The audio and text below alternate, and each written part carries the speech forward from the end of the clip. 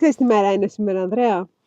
Είναι παραμονή. Είναι παραμονή πρωτοχρονιάς, το οποίο Αλλάζει. σημαίνει ότι σε λίγες ώρες δεν θα έχουμε πια 2025. Θα έχουμε 2026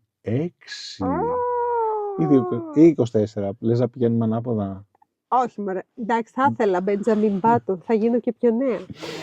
Όχι, Αλλά δεν γίνει, θα πάμε. Θα γίνει 26 και γι' αυτό το λόγο σας ετοιμάσαμε κάτι Λίγο special. πιο προσωπικό, λίγο πιο που έχει να κάνει με εμάς. Και για να γελάσει λίγο το χιλάκι Ναι, μας. θέλουμε να σας κάνουμε να χαμογελάσετε λίγο, να διασκεδάσετε αυτή την τελευταία μέρα του χρόνου, να τον αποχαιρετήσετε με χαρά, να σας πούμε χρόνια πολλά, Να γιορτάσετε να όμορφα. υποδεχτείτε τη νέα χρονιά με έτσι λάμψη και χαρά και υγεία και να είστε όλοι να περάσετε Να σας τέλεια. ευχαριστήσουμε για την παρέα σας όλο αυτό το τρίμηνο Έτσι, που ουσιαστικά έχουμε το κανάλι. σωστά. Και πού θα τα βρουν όλα αυτά?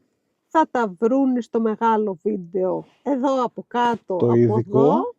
Ναι, άμα το βλέπετε στην τηλεόραση από εδώ. Και άμα είσαστε στο TikTok θα πάτε στο bio, θα βρείτε το κανάλι μας στο YouTube, θα πατήσετε το τελευταίο βίντεο που έχουμε ανεβάσει. Rewind 2025. Πολλά φιλιά, καλή χρονιά σε όλους. Θα τα πούμε αύριο που πλέον θα είναι μια νέα χρονιά. Θα τα πούμε στην επόμενη χρονιά. Γεια! Γεια!